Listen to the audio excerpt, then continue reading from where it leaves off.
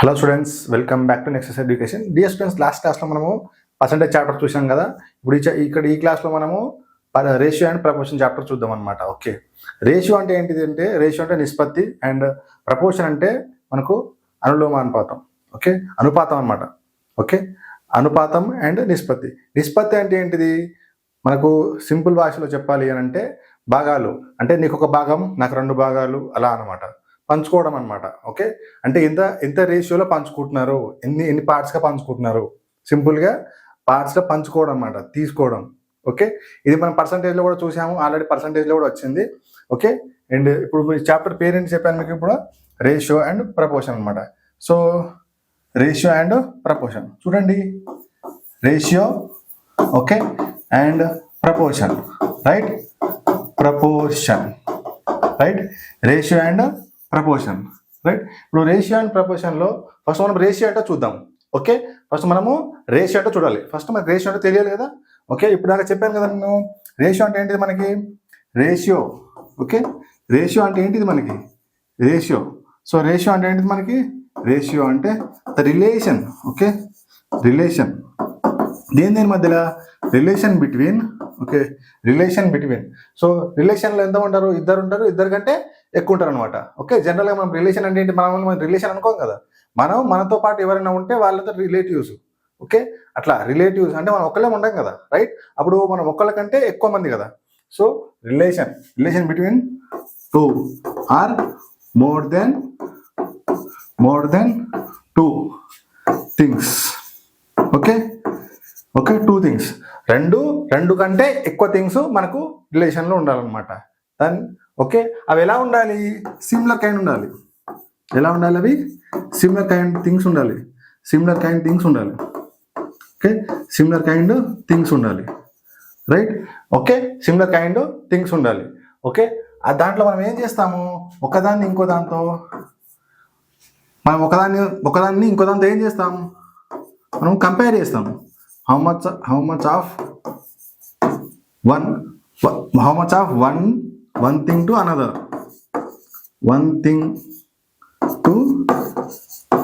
thing. ఒకదాన్ని ఇంకో దాంతో మనం ఏం చేస్తాము, పోలుస్తాం అనమాట. ఏం చేస్తాము, one thing to another ఏం చేస్తాం, మనము కంపేర్ చేస్తాం. ఓకే, మనం దాన్ని ఏం చేస్తాము, కంపేర్ చేస్తాం, ఒకదాన్ని ఇంకో దాంతో పోలుస్తాం అనమాట. ఓకే, ఇది ఒక భాగం అయితే ఇది 2 భాగాలు, ఇది 4 భాగాలు అయితే ఇది 6 భాగాలు, రైట్. ఈ విధంగా మనము పోలుస్తుంటాం అనమాట. ఓకే, ఇది రేషియో కాడికి వచ్చేసరికి.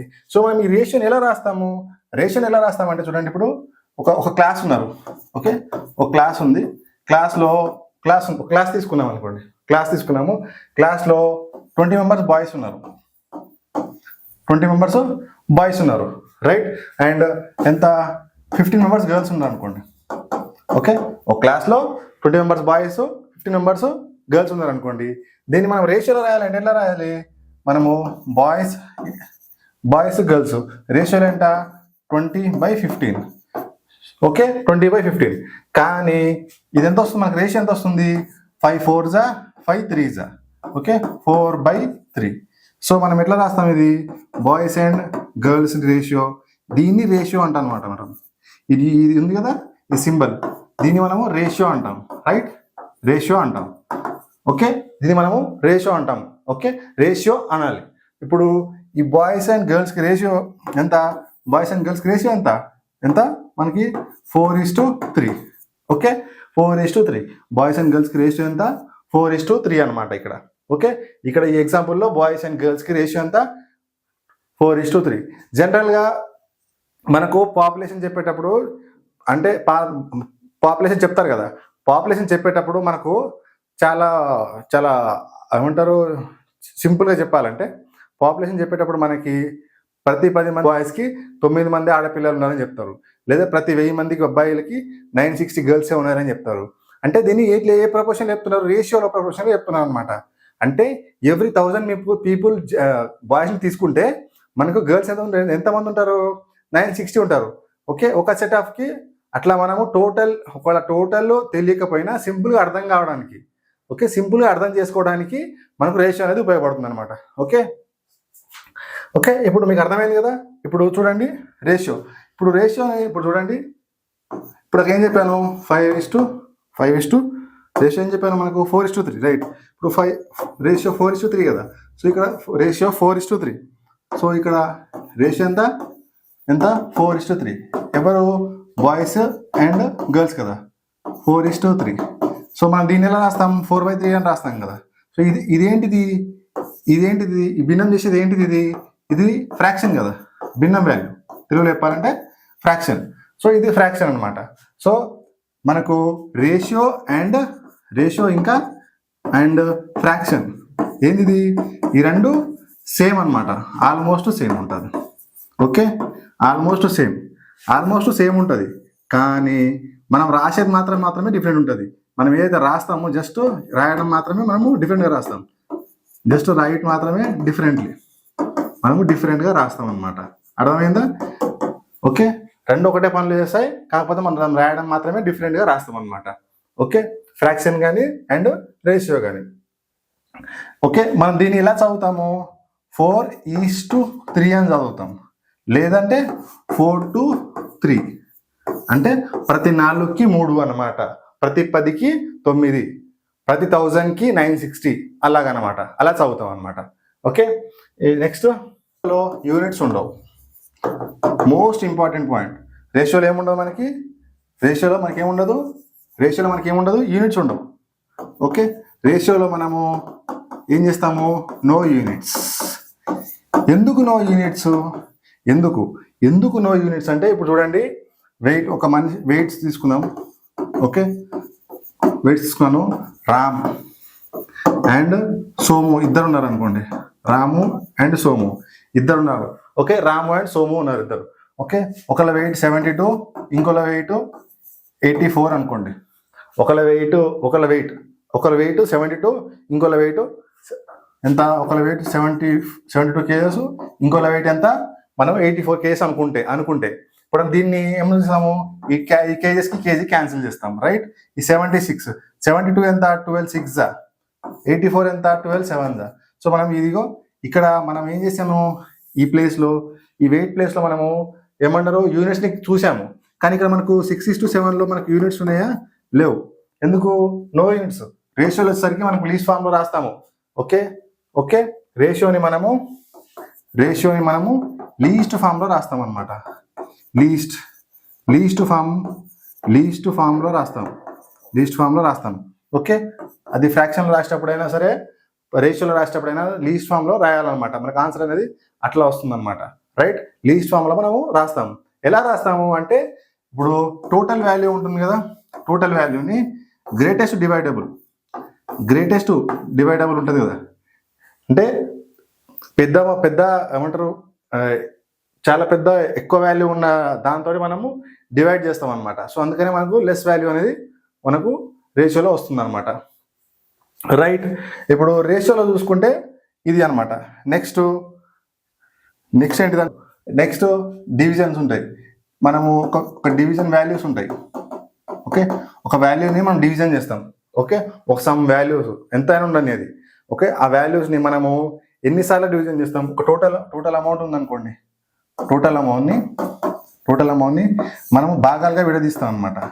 ఓకే, భాగాలుగా విడదీస్తాం.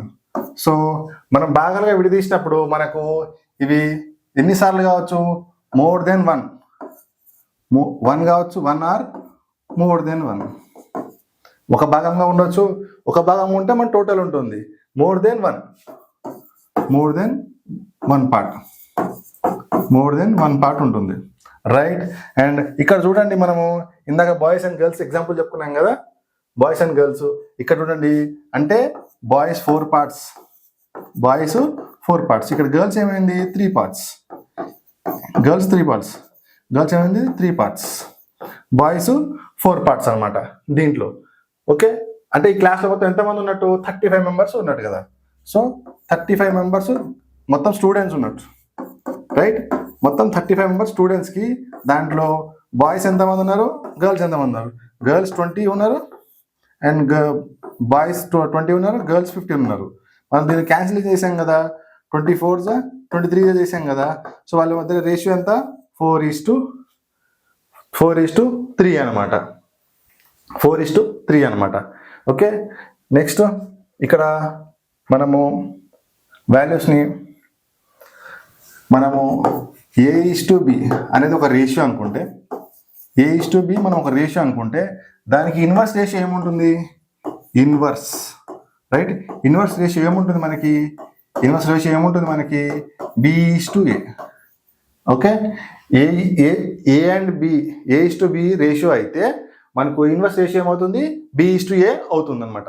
నెక్స్ట్ A:B:C రేషియో అయితే మనకి, రైట్, మనకు ఇన్వర్స్ రేషియో ఏమవుతుంది?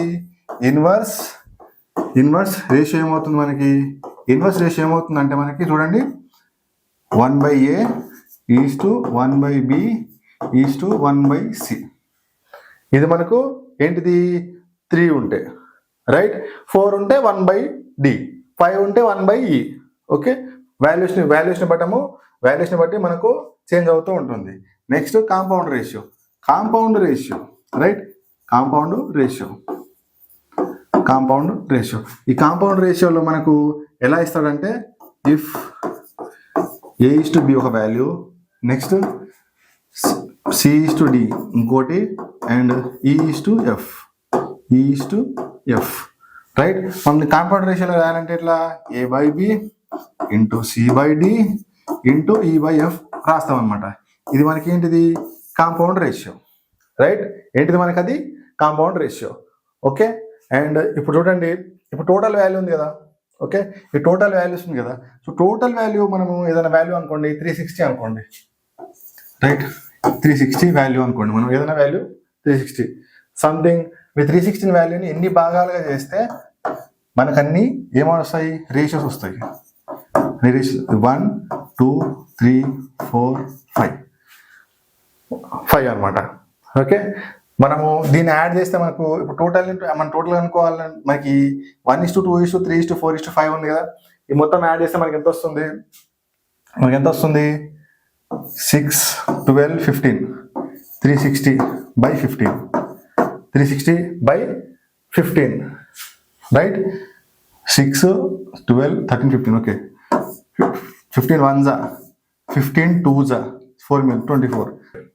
ఓకే, ఇది అంటే నథింగ్ బట్ ఇది ఏంటిది? ఎన్ని భాగాలు డివైడ్ చేసామంటే ఏంటిది మనకి? 1:2:3:4:5 అనమాట. ఓకే, దీన్ని మనము దేంతో 360 టోటల్లీ మనము డివైడ్ చేసాం.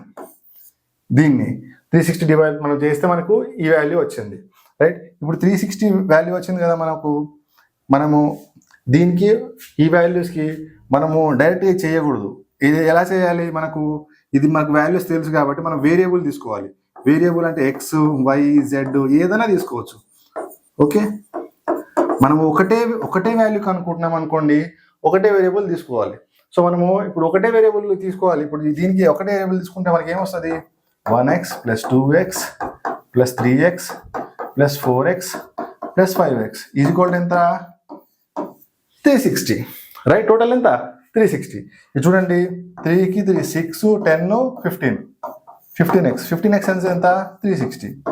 అగైన్ సేమ్ మనకి ఇక్కడ ఈ వాల్యూ ఇక్కడికి వస్తుంది అనమాట. x ఎంత? 24. సో 1 × 24 2 × 24 3 × 24 4 × 24 5 × 24 ఇది 120, ఇది 96, ఇది 72 48 24, రైట్. ఇదనమాట. ఓకే, ఈ విధంగా మనము రేషియోస్ చేస్తాం అనమాట. నెక్స్ట్ ప్రపోర్షన్ అంటే ఏంటిదంటే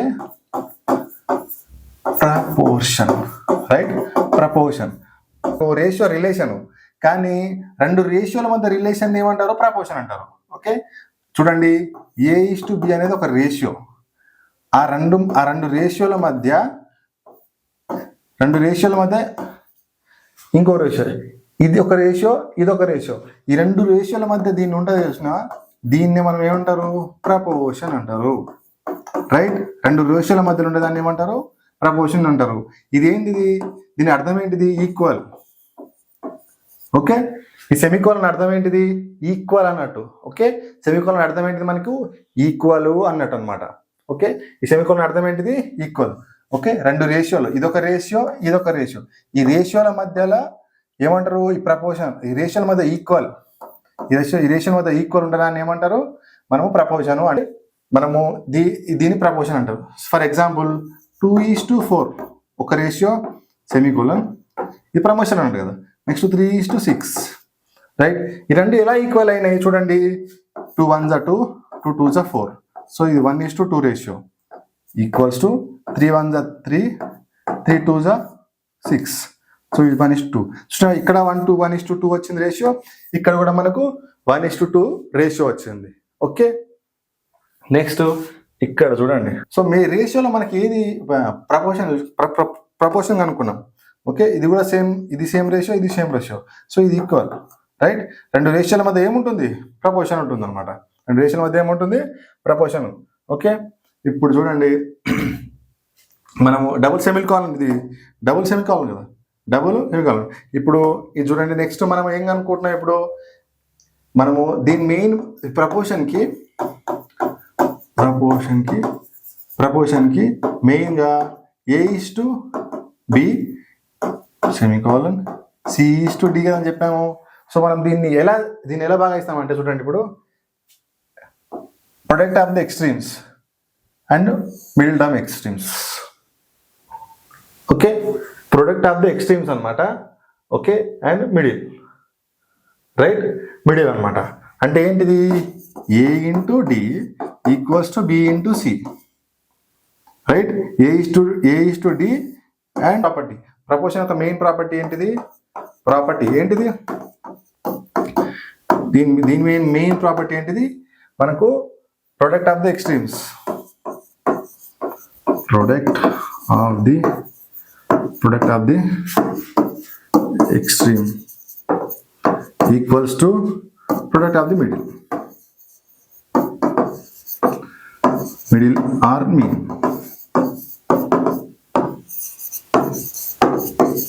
extreme or product of the middle and mean అయినా కావచ్చు, మిడిల్ అయినా కావచ్చు. నెక్స్ట్ ఇప్పుడు మనం దీంట్లో ప్రపోర్షన్లో మనకు 4th టర్మ్ వాల్యూ కనుక్కోవాలి, 3rd టర్మ్ వాల్యూ కావాలి, 2nd టర్మ్ వాల్యూ కనుక్కోవాల్సి వస్తుంది. ఓకే, అసలు 4th టర్మ్ వాల్యూ అంటే ఏంటి చూడండి. 4th టర్మ్ అంటే ఏంటిదంటే మనకు క్వశ్చన్లో A ఇస్తాడు, B ఇస్తాడు అండ్ C ఇస్తాడు. ఓకే, అండ్ మనం ఫైండ్ ఏం చేయాలి? మనకు 4th వాల్యూ కనుక్కోవాలి, రైట్. మనకు ABC ఇస్తాడు, 4th వాల్యూ కనుక్కోవాలి. మనం ఏమనుకుంటాం? లెట్ X అనుకుంటాం దాన్ని. అప్పుడు ఏమవుతుంది? A:B, రైట్, సెమికోలన్, C:D ప్లేస్లో ఏమొస్తుంది? X వస్తుంది. అప్పుడు మనం ఏం చేస్తాము?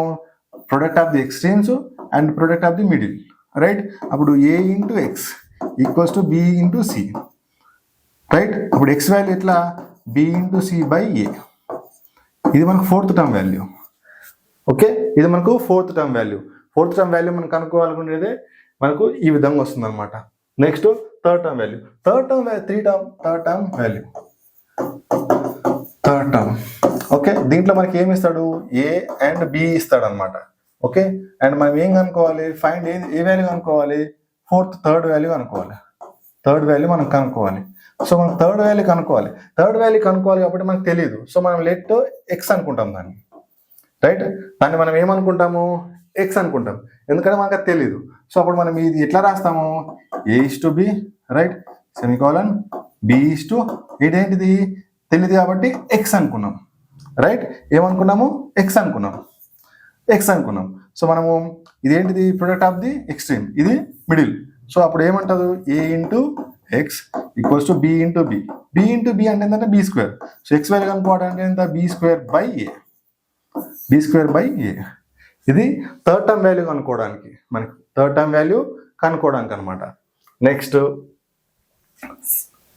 మిడిల్ టర్మ్ వాల్యూ కనుక్కోవడానికి, మిడిల్ టర్మ్